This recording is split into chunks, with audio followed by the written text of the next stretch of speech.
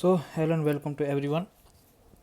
ये जो सेशन होने वाला है ये होगा घटना चक्र के ऊपर। सबको पता है कि घटना चक्र से अगर हम यूपीपीएससी की तैयारी करते हैं तो हमारा चांसेस बढ़ जाता है बेटर देन एनीवन। लेकिन ये जो घटना चक्र की जो किताबें होती है काफ़ी मोटी होती है, और प्लस जब तक हम इसका 15 से 20 बार रिवीजन ना करें तब तक इसके कॉन्सेप्ट एकदम हमारे दिमाग में नहीं बैठते।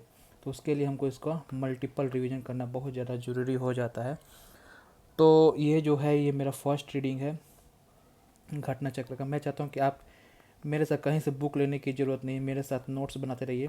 लेकिन अगर हम फर्स्ट रीडिंग कर रहे हैं तो सिर्फ रीडिंग करेंगे एक ओवरव्यू जानने के लिए। तो फर्स्ट रीडिंग सिर्फ रीडिंग होगा, सेकेंड रीडिंग में हम पॉइंट मार्क करेंगे, और थर्ड रीडिंग में हम नोट्स बनाएंगे। और 4 से लेकर 20 तक जितने भी रीडिंग्स होंगे सब हम इस नोट्स को ही रिवीजन करते रहेंगे। ठीक है। अब आप सोचोगे कि मैं नोट्स कहीं और कॉपी वॉपी में बनाने वाला हूँ। नहीं, नोट्स हम इस घटना चक्र के जो ये है ना पीडीएफ, इसी में ही घट बनाने वाले हैं। वो कैसे बनाएंगे वो आपको आगे पता चल जाएगा, क्योंकि हमको इस बार यूपीपीएससी में का जो एग्ज़ाम होना इसमें फाड़ देना है। मतलब समझ लो कि यही है अंतिम लक्ष्य है जो हमको कवर करना है। ठीक है। इसके बाद ना कोई इफ़ है ना बट है, हमको इसमें किसी तरह भी रैंक लेकर आना ही आना है, और सिलेक्ट होकर एक गवर्नमेंट जो जॉब होती है ना वो पाना ही पाना है एनी हाउ। ये मेरा पूरा ट्राई रहेगा। बाकी का भगवान जो जैसा करे उनका सपोर्ट चाहिए। ठीक है। मैं चाहता हूँ मैं अपने आप से 100% दूँ, फिर भगवान जितना अपने परसेंट से लगाए वो उनके ऊपर है। ठीक है। अपना 100% देने वाला हूँ। ये मेरा पूरा का पूरा एकदम निश्चय है, निर्णय है। माना कोई प्रॉब्लम्स आ सकती है लेकिन होगा। ठीक है। तो हम स्टार्ट करते हैं। पहला कि विच one of the following factor constitute the best safe guard liberty और लिबरल डेमोक्रेसी। लिबर्टी और लिबरल डेमोक्रेसी के लिए क्या कौन सा है। मैं पहले बता देता हूँ कि ये फंडामेंटल राइट शुरू कर रहे हैं। क्यों? क्योंकि फंडामेंटल राइट से ज़्यादा क्वेश्चंस आते हैं पॉलिटी में इन यूपीपीएससी। तो मैं फंडामेंटल राइट से ही स्टार्ट कर रहा हूँ। जिसका जितना वेटेज होगा उसके हिसाब से हम चैप्टर्स करेंगे। ये ना कि हम शुरुआत से लेकर लास्ट तक एकदम रटते हुए जाए, ऐसा मैं नहीं करने वाला। ठीक है। तो ऐसा कौन सा फैक्टर है जो सेफ गार्ड करता है लिबर्टी और लिबरल डेमोक्रेसी को, कि सेपरेशन ऑफ पावर। ये याद रखना है कि सेपरेशन ऑफ पावर ही एक ऐसा है। ठीक है। क्या ये पढ़ना चाहिए? ये पढ़ेंगे। जैसे कि यहाँ पे लिखा है कि a committed judiciary will never go the government policy. जितनी जुडिशरी है वो गवर्नमेंट के पॉलिसी के अगेंस्ट नहीं जाती। जो सेंट्रलाइजेशन ऑफ पावर है refer to setup in which decision making power are concentrated in few leaders. उसको ऑर्गेनाइजर स्ट्रक्चर कहते हैं। एक इलेक्टेड गवर्नमेंट होता है जिसको एक्सपेक्टेड है to ensure liberty, but it is not the best safe guard to ensure the liberty. अच्छा, कौन से कांग्रेस सेशन में रिजोल्यूशन पास हुआ था फंडामेंटल राइट का? तो कराची ऐसा सेशन था जहाँ पे फंडामेंटल राइट ऐसा होगा कि नहीं होगा वो 1931 में हुआ था। कांग्रेस ने सेशन पास किया था कि हमें एक फंडामेंटल राइट चाहिए। यहाँ पे लिखा भी है कि कराची एक कांग्रेस सेशन था जो 26 मार्च को रखा गया था 1931 में। इसको प्रिसाइड सरदार वल्लभ भाई पटेल ने कहा था। ये फॉलो कर रहा था गांधी इरविन पैक्ट को। जब भगत सिंह का डेथ हो गया था, भगत सिंह सुखदेव राजगुरु का, तो इस सेशन में गांधी इरविन पैक्ट या दिल्ली पैक्ट में ये गोल रखा गया, एंडोर्स किया गया, गोल रखा गया पूर्ण स्वराज। और ये जो रिजोल्यूशन था फंडामेंटल राइट का and the national economic program जो एडॉप्ट हुआ था कराची सेशन में वो 1931 में हुआ था। अब इसमें ये बताना है करेक्ट इन चारों में से करेक्ट कौन सा है। तो पहला है कि Nehru report 1928 had advocated the inclusion of fundamental right. तो ये मुझे सही लग रहा है, करेक्ट है। इसमें से सिर्फ यही सही है, बाकी 3 गलत होंगे। क्योंकि government of India 1935 fundamental right नहीं 35 में फंडामेंटल राइट के बारे में कुछ था ही नहीं। अगस्त ऑफर 1940 में आया था, उसमें क्या फंडामेंटल राइट था? नहीं, इसमें भी कोई फंडामेंटल राइट नहीं था। 1942 में क्रिम मिशन आया था, क्या उसमें फंडामेंटल राइट था? ना, उसमें भी फंडामेंटल राइट नहीं था। ठीक है। एक वर्ड है who said the following word about fundamental right. A fundamental right should be looked upon not from the point of view of any particular difficulty that moment, but as a something that you want to make permanent in this constitution. ये किसने बोला था? ये शब्द किसने बोला था? ये बोला था जवाहरलाल नेहरू ने बोला था। यहाँ पे ऑप्शन दिखा रहा है जवाहरलाल नेहरू ने बोला था। जवाहरलाल नेहरू ने क्या बोला था कि एक फंडामेंटल एक राइट है जो आपको देखना चाहिए, इस पॉइंट ऑफ व्यू से नहीं कि किसी डिफ़िकल्टी मोमेंट में काम आएगा, बस इस point of view say that कि ये कॉन्स्टिट्यूशन को एक परमानेंट बना देगा, इस पॉइंट ऑफ व्यू से देखना चाहिए। Who among the following person set for the fundamental right a place to our people and pact with the civilize person. मतलब ये जो फंडामेंटल राइट है ये हम अपने लोगों से प्लेज कर रहे हैं और ये पैक्ट है हमारे सिविलाइज्ड वर्ल्ड से कि ऐसा ही होगा। ये राधा कृष्ण ने कहा था, एस राधा कृष्ण ने कहा था। ठीक है, फंडामेंटल राइट जो है वो क्या नॉन जस्टिफिएबल है? नहीं जस्टिफिएबल है। रिजिड है? नहीं। फ्लेक्सिबल है? नहीं। जस्टिसिएबल? जी हाँ जस्टिसिएबल है।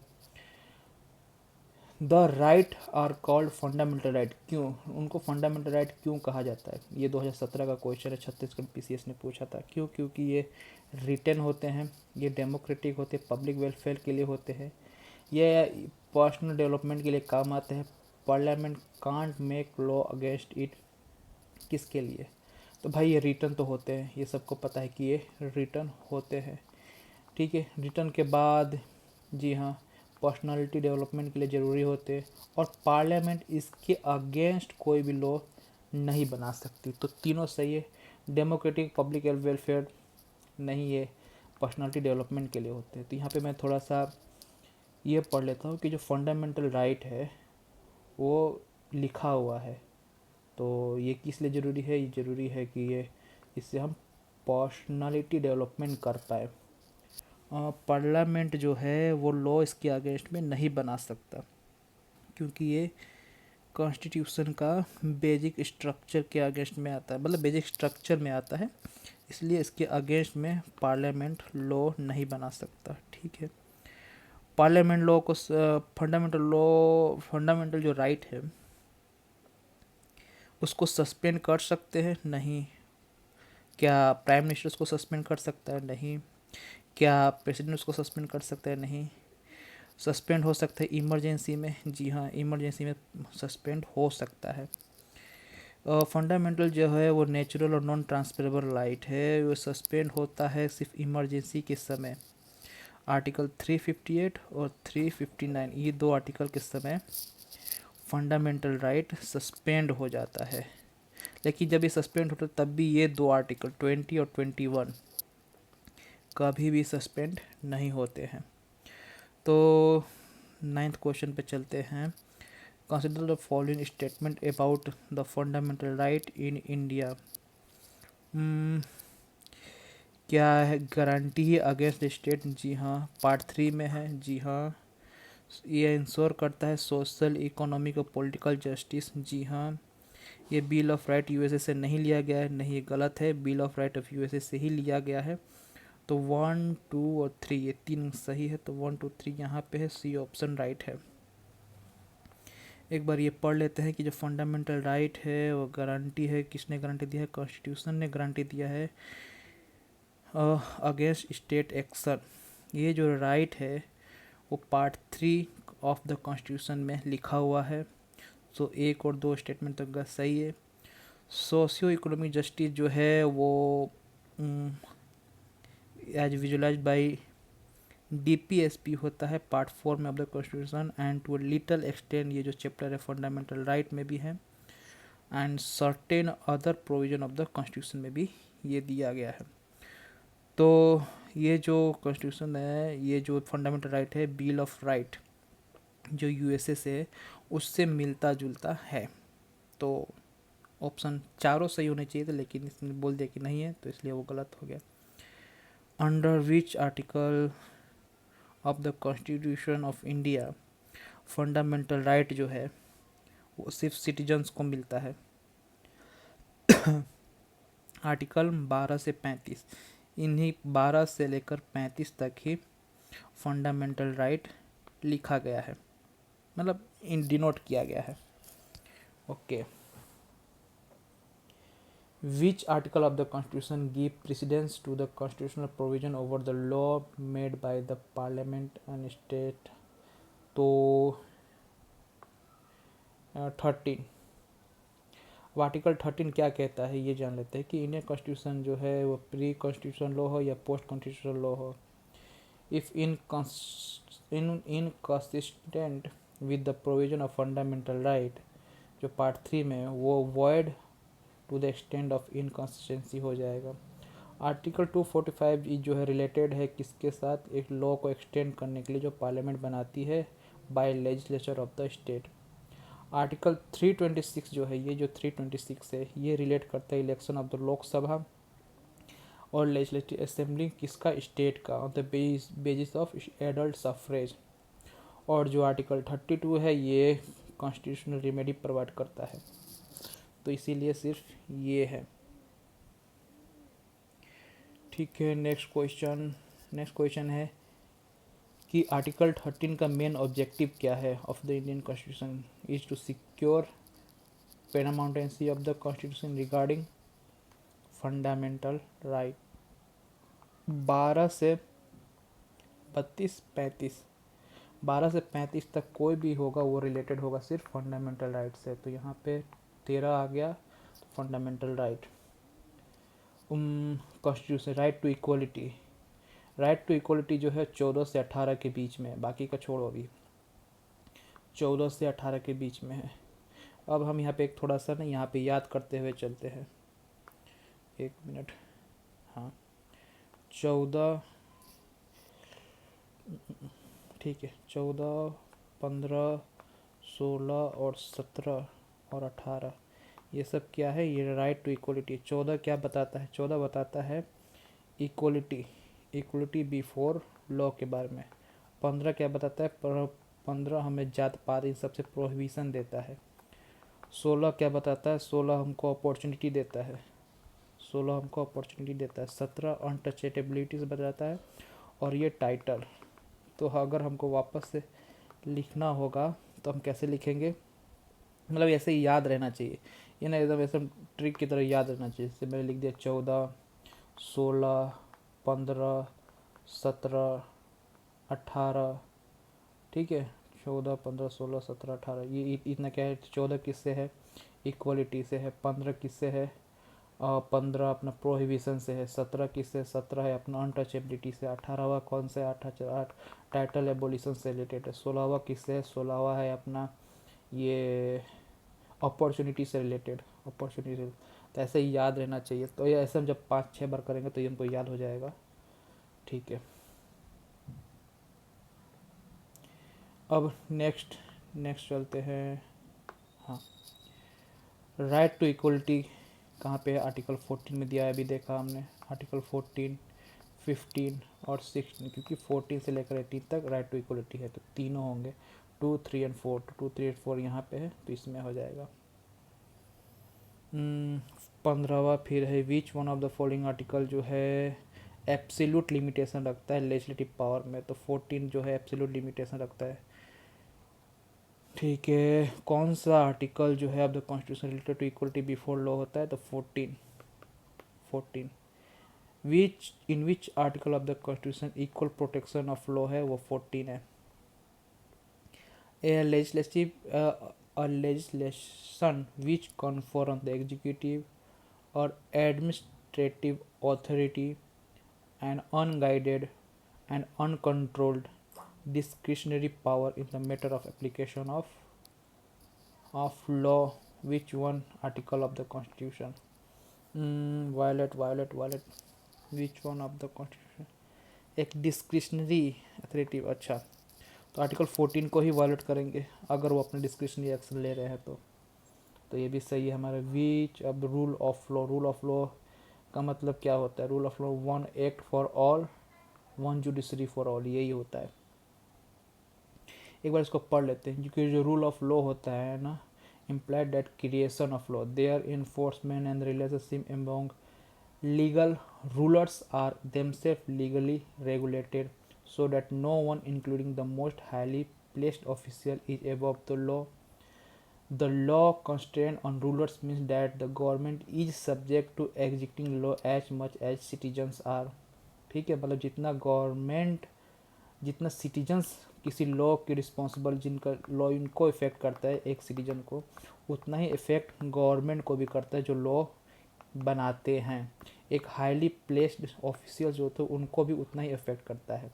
तो यही बताता है किसी को भी कोई भी लीगल प्रिविलेज नहीं एंजॉय करने को मिलेगा कि चलो भाई तुम ये हो तो तुमको ये रूल नहीं भी मानोगे तो चलेगा, ऐसा नहीं है। ऑन पेपर तो नहीं है।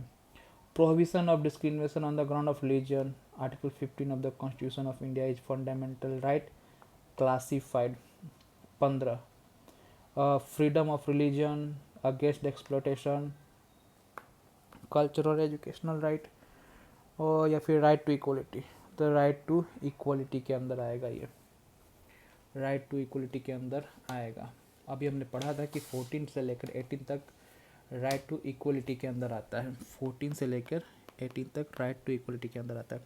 चलिए अभी हमने रिवीजन किया था, फिर से एक बार रिवीजन कर लेते हैं। 14, 15, 16, 17, 18। 14 किससे रिलेटेड है? 14 है अपना इक्वलिटी बिफोर लॉ के अगेंस्ट। 16 क्या कहता है? 16 हमको अपॉर्चुनिटी देता है, इसमें कोई भेदभाव नहीं होगा, आपको जो भी स्टेट के अंदर जितने भी जॉब्स होंगे आपको मिलेंगे। 17वां हमको अनटचेबिलिटी से बचाता है, छुआछूत नहीं होना चाहिए, अनटचेबिलिटी बचाता है। और ये जो है एबोलिशन ऑफ टाइटल।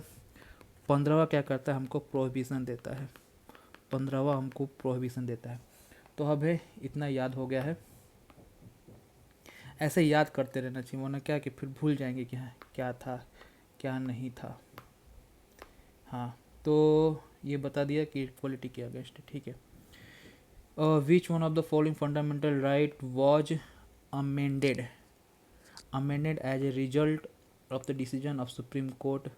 एक तो ये केस होते हैं ना, जैसे कि मद्रास वर्सेस चंपाकम, ये किस लिए हुए थे ना, यही नहीं याद रहते। तो हमें ऐसे याद रखना है कि जो मद्रास वर्सेस चंपाकम दुराई राजन के बीच में जो केस हुआ था ना, वो फंडामेंटल राइट के रिलेटेड हुआ था। और ये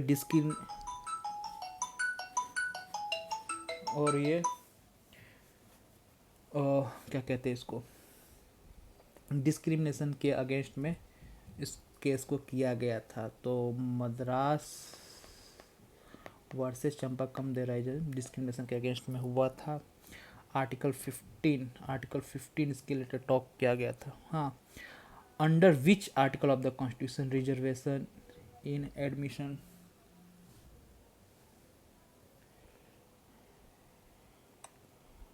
under which constitution reservation in admission to educational institute included private and unaided OBC ST.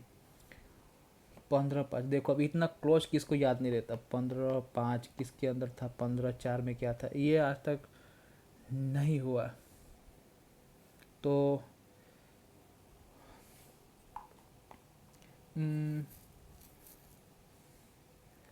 लेकिन उत्तराखंड वालों ऐसे पूछते हैं तो ऐसा पूछा नहीं जाता, लेकिन 15 बस हमको ऐसे याद रखना है कि 15 जो है ना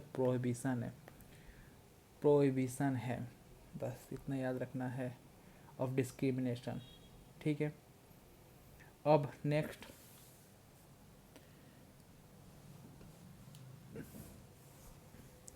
the provision of reservation of OBC is made in the constitution under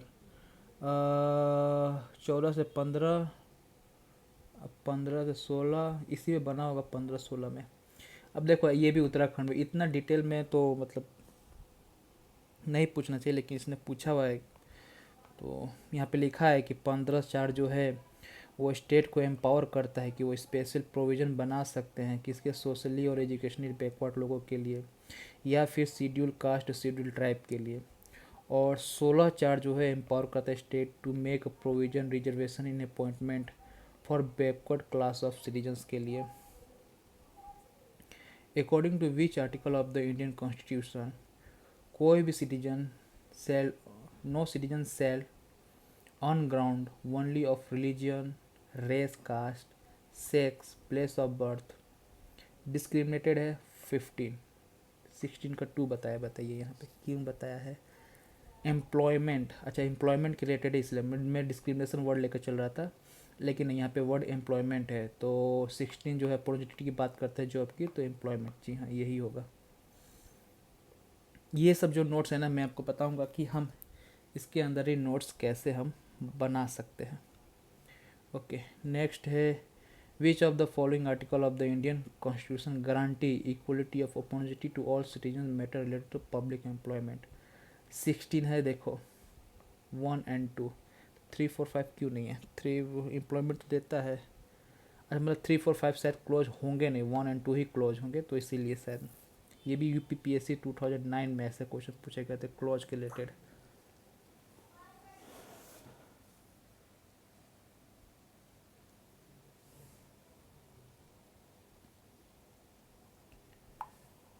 Which one of the following is not included in the fundamental right to equality enshrined in the not included in the social equality equality ये तो भी है, sorry ये भी है, ये भी है, इक्वलिटी भी, इकोनॉमिक इक्वलिटी नहीं है जहाँ तक मेरे को पता है। 27वां, the state can treat unequal different with the object of creating a level of playing field social, economic and political sphere। जो स्टेट है कैन ट्रीट अनइक्वल डिफरेंटली, अच्छा मतलब जो स्टेट है unequal differently with objective of creating level of playing field, मतलब एक अमीर है एक गरीब है, इसके पास वकील नहीं है, पैसा नहीं है वकील करने के लिए, लेकिन इसके पास पूरा पैसा है कि वकील कर ले।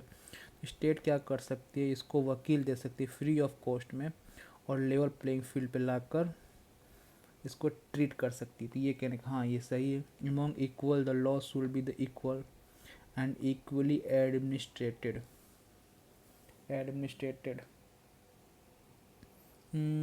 ये भी सही है। तो ये दोनों ये इसका एक्सप्लेनेशन सही है, तो ऑप्शन डी होना चाहिए, ठीक है। The supreme court of India has held some judgement that reservation policy made 16/4 में बना था, मतलब ये भी है। Okay, 335 article 335 constitution define that the efficiency of administration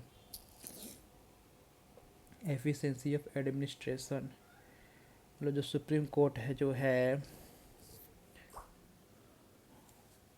supreme court जो है, एक मिनट, ठीक है।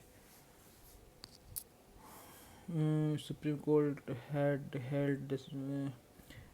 Held judgment that reservation policy made Article 64 of the Constitution of India will be limited by 335 for maintain of efficiency। Limit कर दिया था supreme court ने reservation policies को, और आर्टिकल 35 जो है constitution define that efficiency of administration. तो दो और सही, पहला और दूसरा सही बता रही है, लेकिन दूसरा जो है सही एक्सप्लेनेशन नहीं है, सही एक्सप्लेनेशन नहीं है पहले का, ठीक है। Under which article, under which amendment act was the reservation in promotion for the scheduled caste and scheduled tribe ensured by inserting 4A in Article 16? Under which amendment act जो रिजर्वेशन था, reservation का में promotion हुआ किसके लिए, schedule caste schedule के लिए, 4A close में जो आर्टिकल 16 से रिलेटेड है, ऐसा कौन सा अमेंडमेंट एक्ट था, तो वो था 77 जो 1995 में हुआ था, ठीक है। कौन सा which of the following enable करता है सुप्रीम कोर्ट को India to reduce the fundamental right for equal pay for equal ऑपर, ये तो एक सोशलिस्ट चीज़ है, लेकिन यहाँ पे लिखा है कि ABC ऑल टुगेदर, कैसे है मुझे नहीं पता, लेकिन ये सोशलिस्ट चीज़ है, ये फंडामेंटल राइट में है कि नहीं है नहीं पता मुझे, अपने पढ़ेंगे तब देखेंगे। कौन सा आर्टिकल जो वर्ड सोशलिस्ट है यूज किया है इन प्रियम्बल, तो supreme court to deduce the fundamental right to equal pay equal work, 14 and 16, 14 and 16, ठीक है। Under which of the constitution?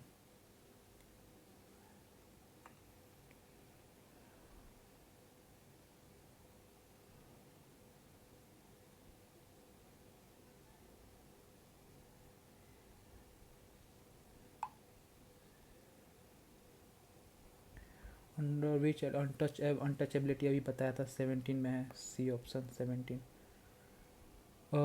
कौन सा आर्टिकल इंडिकेट का अनटचेबिलिटी? 17 ऑलरेडी बताया था। अनटच एबोलिशन ऑफ अनटचेबिलिटी 17 ये भी बता दिया था।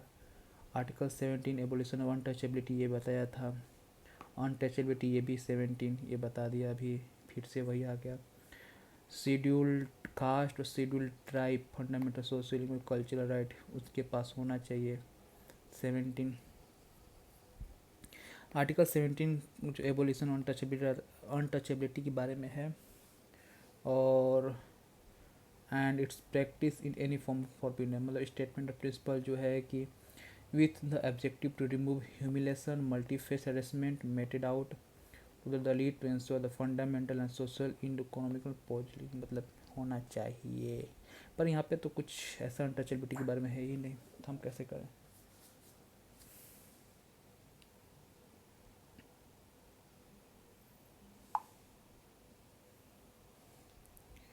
Which one of the following category of fundamental right जो है इनकॉर्पोरेट है protection, right against exploitation, equality.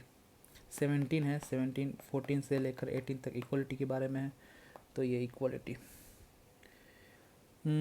Prohibition of abolishment and untouchability में बी अचीव्ड, कैसे अचीव किया? लॉ बना के, हाँ।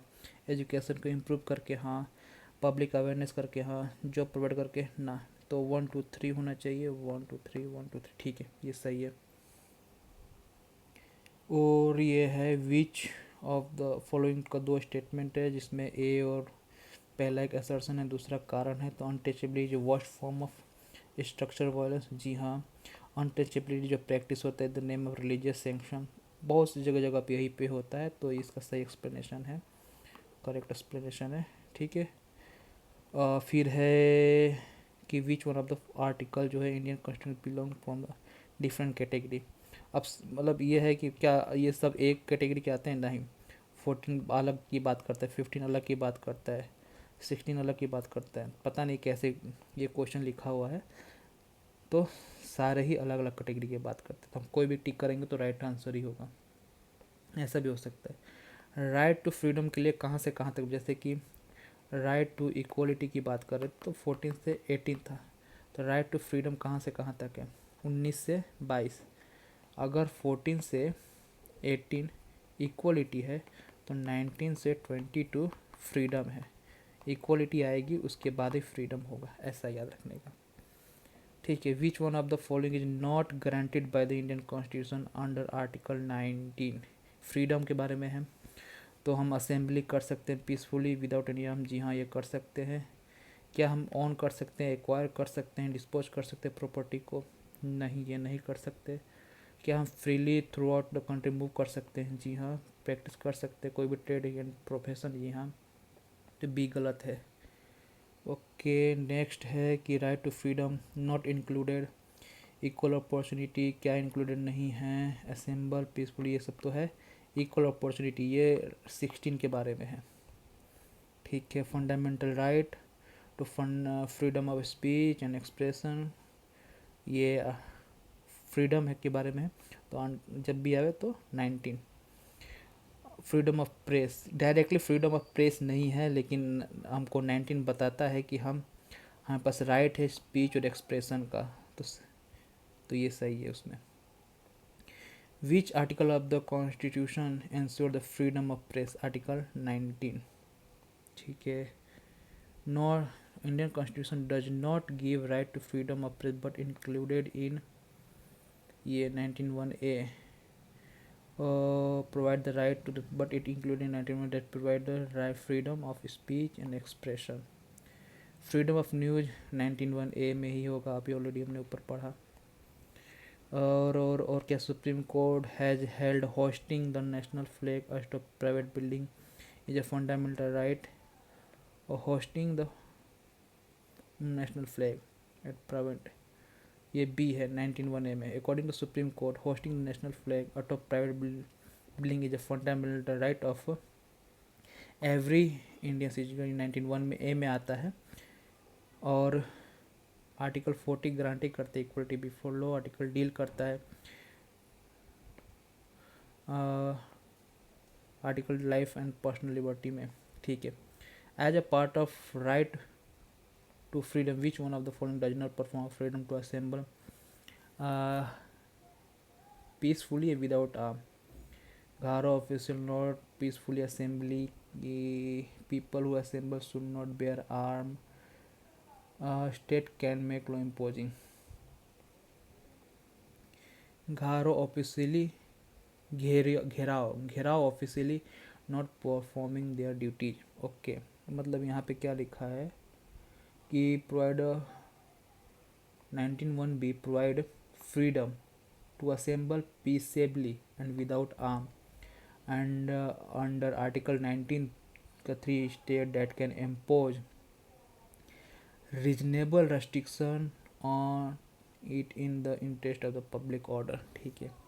by which of the following grounds citizen freedom of expression may not be subjected to the restriction? D, unbecoming criticism। जो freedom of speech है या फिर एक्सप्रेशन है restricted on the ground of sovereignty and the integrity of India, security of state, friendly relation with the foreign state, public order, decency and morality, on contempt of court, defamation, ये सब है, ठीक है। Reasonable restriction लगा सकते हैं exercise of freedom of speech and expression 92 में बताया गया है। ये जस्टिफाइड है in the interest of which of the following security of the state, जी हाँ। डिफेमेशन, जी हाँ। पब्लिक ऑर्डर, जी हाँ। सेडिशन ना, इसमें नहीं है। जो कॉन्स्टिट्यूशन ऑफ इंडिया है प्रोवाइड करता है reasonable restriction on fundamental right, but reasonableness must be keeped in mind that कि जो इंटरेस्ट है जनरल पब्लिक का वो सेफ गार्ड हो, जी हाँ ये होना ही चाहिए। Prevail of social value and also social need are not on the bar, ये भी सही है। डायरेक्ट नहीं बाईपास कर सकते। Collective good is not greater, ना ऐसा नहीं, कलेक्टिव गुड ग्रेटर होता है। Which article of the Constitution Indian Republic relate to the protection of life and the personal liberty? Life and the personal, B 21 personal liberty से related है। Personal liberty freedom है ना अपना 19 से 22 तक freedom है, तो पर्सनल लिबर्टी होना चाहिए, ठीक है। Doctrine due process of law किसमें है? C 21 में ही। ऐसा कोई आर्टिकल है जो प्रोटेक्ट करता है पर्सन राइट टू मतलब अब्रॉड जा सकता है, जी हाँ 21। पर्सनल लिबर्टी हो तो जहाँ चाहे वहाँ जा सकता है, लीगली जा सकता है, लीगली प्रोसेस के थ्रू, जो लॉ बना है उसके थ्रू। हमें आइडेंटिफाई करना है इनकरेक्ट स्टेटमेंट की जो जुडिशियल इंटरप्रिटेशन ऑफ आर्टिकल 22 है मनेका गांधी केस का, वो क्या है कि जो burden lie in the petitioner to prove that the procedure establish by law which deprive him of his life and personality. तो इसका ये ऑप्शन दिखा रहा है, राजस्थान पीसीएस में 2023 में पूछा गया था। एक बार इसका पूरा पढ़ लेंगे, ये इम्पोर्टेंट है, तो मैं इसको थोड़ा मार्क करके चलता हूँ। इसको थोड़ा हाईलाइट कर देते हैं, इसको थोड़ा हाईलाइट कर देंगे, नेक्स्ट टाइम जब आएंगे तो हम इसको पढ़ेंगे, ठीक है। Which one of the following has been recognized as a fundamental right by the Supreme Court of India? Right to shelter, जी हाँ। एब्रॉड जाना, जी हाँ। इक्वल पे, हाँ। तो तीनों तो सही ही होना चाहिए, डी, जी हाँ तीनों सही है। ऐसा कौन सा 19(1)(d) का आर्टिकल जो है वो क्या है? शेल्टर के लिए है, प्राइवेसी के लिए, इंफॉर्मेशन के लिए? प्राइवेसी के लिए, तो 19(1)(d) ये प्राइवेसी के रिलेटेड है, ठीक है। ये जो राइट टू प्राइवेसी है ये राइट टू लाइफ और पर्सनल लिबर्टी का इंटरेस्टिंग पार्ट है।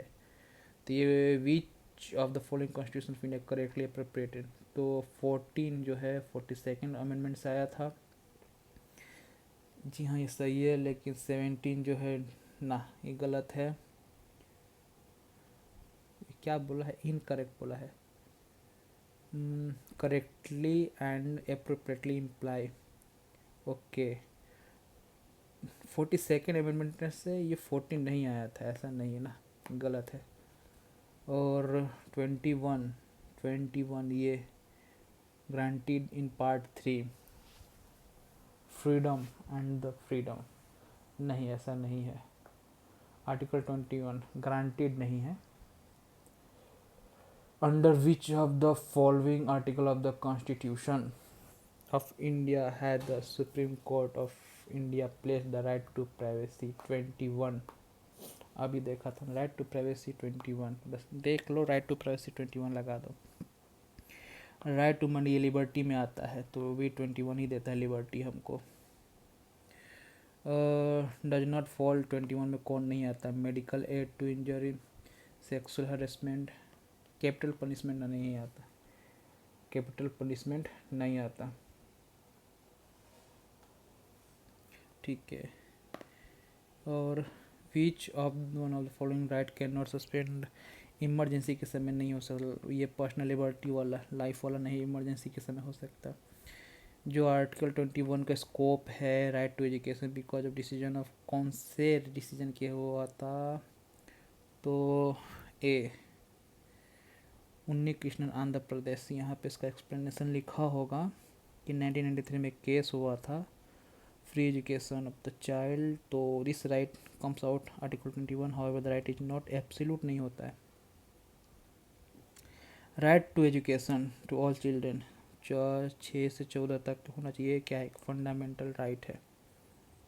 ये भी PSC 2006 में आया हुआ था। 2011 में right to education added to the amendment constitution, कब एडेड हुआ था? 1 अप्रैल 2010 में अमेंडेड हुआ था, BPSC में आया था। Which one of the following is the human right as well as fundamental right under the constitution?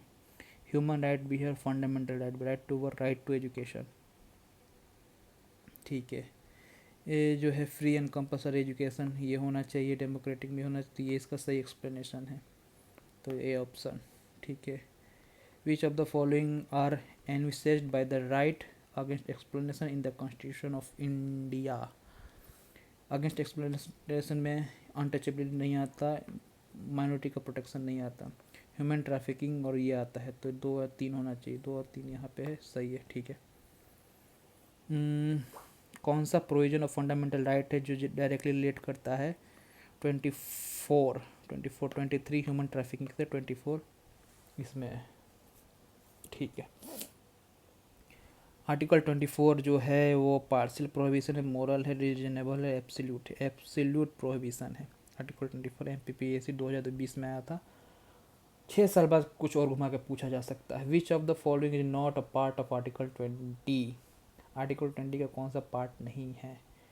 Torture, torture किया जा सकता है, बाकी DO जो पार्ट एक्सपेक्ट लो प्रोहिबिशन अगेंस्ट सेल्फ इंक्रिमिनेशन, ये सब है 20 में। अभी मैं ऊपर से एक बार खाली आइडिया ले रहा हूँ क्या है, ठीक है। तो अगर यहाँ तक भी कोई भी है तो पहले तो थैंक यू कि आप यहाँ तक हो। विच article under the directly related exploitation? Exploitation 24, exploitation of children article 24, right child right protected article 24, ठीक है। प्रोटेक्शन डबल बार सेल्फ इंक्रिमिनेशन ये 20 का है। Accused offence compelled witness again ये भी 20 का है, 23 आ जाएगा इसके अंदर। No person prosecuted punished for self offence more than, ये भी 20 का ही है, ठीक है। Article give safe guard to arrested person 22 sorry 20 नहीं है 22 है। आर्टिकल 22 क्या कहता है कि no arrested person shall be detain in custody without being informed as soon as may be of the ground of such arrest, not shall be denied the right to consult and to defended by legal practitioner of his choice. Correctly match. अब ये देखो ये कौन से का है? Jharkhand PC का।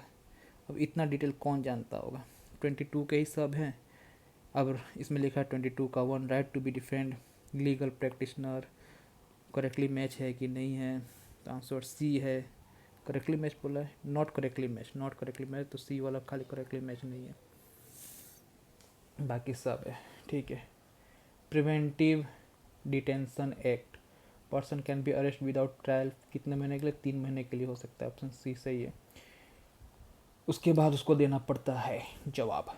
ठीक है। Under the preventive detention a person can be detained without travel for 3 month, ये भी पीपीएससी का है, ये दे दिया। ये 2013 में यहाँ पूछा था, यहाँ पे 2009 में पूछ लिया था। ठीक है।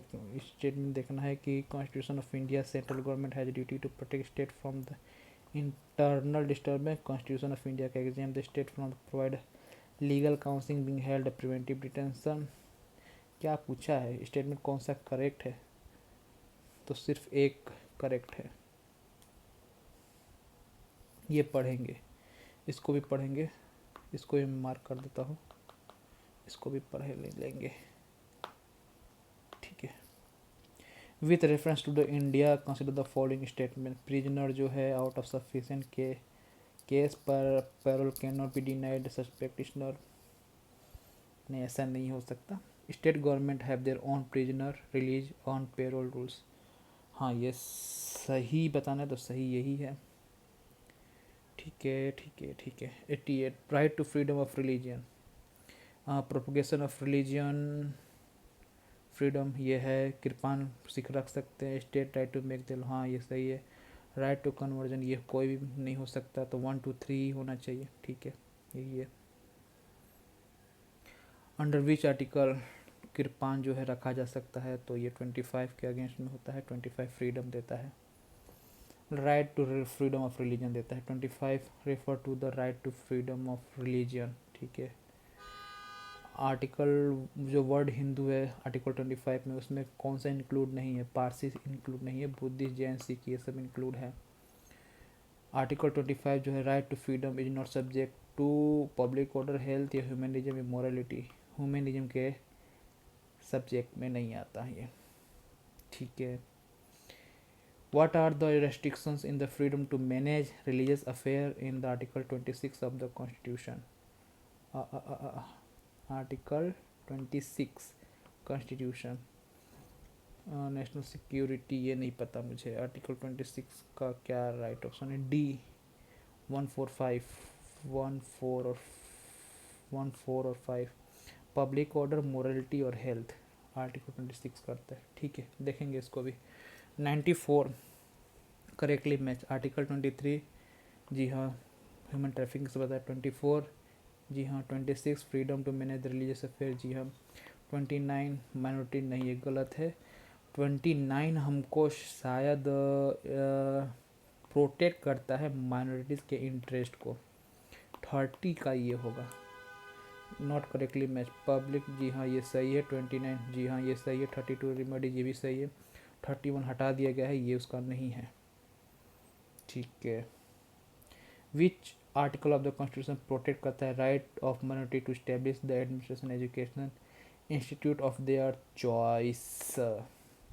माइनॉरिटीज़ के बारे में हो रहा है, तो 30 स्टैब्लिश द स्टैब्लिश। आर्टिकल 30 क्या कहता है कि हम एडमिनिस्ट्रेशन इस्टेब्लिश कर सकते हैं। ये कहाँ से टिक हो गया? हमको पहले इसको हटा देता हूँ, 1 मिनट।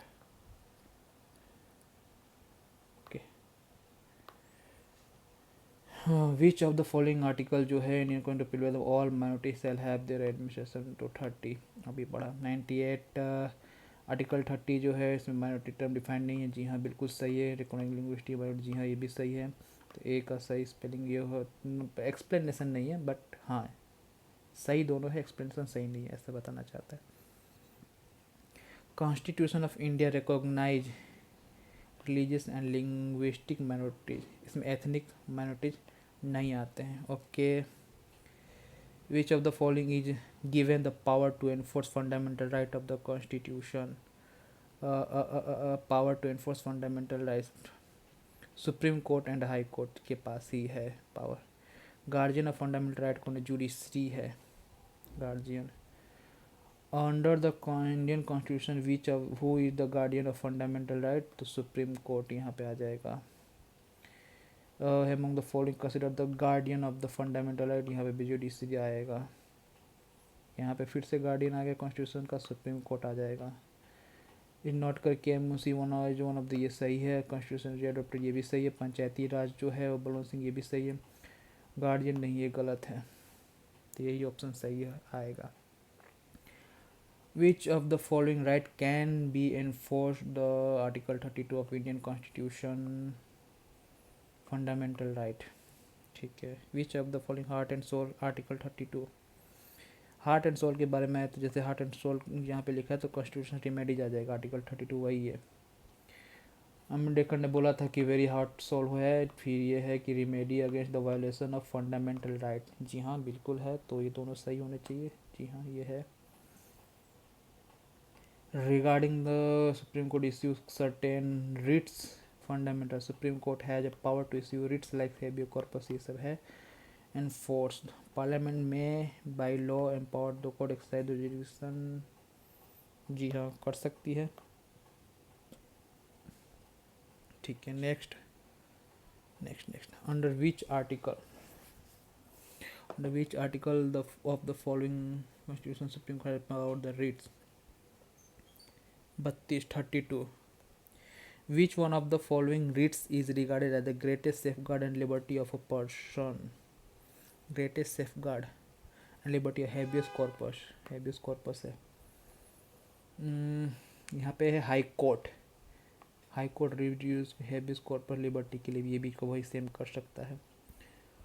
पर्सनल फ्रीडम के लिए हैबियस कॉर्पस है, हैबियस कॉर्पस मतलब फुल्ली इन्फॉर्म्ड, मैंडेमस मतलब अथॉरिटी, प्रोहिबिशन मतलब क्यूरेंटो, सेटिरो मतलब लेट अस द बॉडी क्वारंटो, कौन सा सही है? सी ऑप्शन सही है, सी ऑप्शन सही है, एक का है habeas corpus right to subordinate, ये यहाँ पे यही हुआ ना, नहीं नहीं लेट्स हैव बॉडी इसका ये, ठीक है। मैंडेमस मतलब हम कमांड कर रहे हैं, प्रोहिबिशन मतलब हम सबऑर्डिनेट को भेज रहे हैं, सेट्यूरारी मतलब फुली इन्फॉर्म होना चाहिए, क्यूरेंट मतलब कौन से अथॉरिटी के अकॉर्डिंग, ठीक है। छत्तीसगढ़ में पूछा गया था ये। हैबियस मतलब ये यहाँ पे क्या आता है? हैबियस मतलब have the body, to have the body, not correctly amend मतलब कमांड, प्रोहिबिशन मतलब टू बी सर्टिफाइड, ये नहीं सर्टिफाइड नहीं, प्रोहिबिशन का मतलब यहाँ पे मैंने पढ़ा था, प्रोहिबिशन का मतलब होता है subordinate court, read to subordinate court, okay, रोक देना मतलब, ठीक है। Postmortem, which one of the following question remedy is also known as postmortem, certiorari को कहा जाता है, ठीक है। देखते हैं और कितना बचा है इसके अंदर, 150 132 टकर अभी है यहाँ पे, 150 खत्म हो गया, 150 बहुत है, मतलब 167 है, कोई नहीं चलता है। हाँ अभी तो बहुत ऊपर होंगे हम।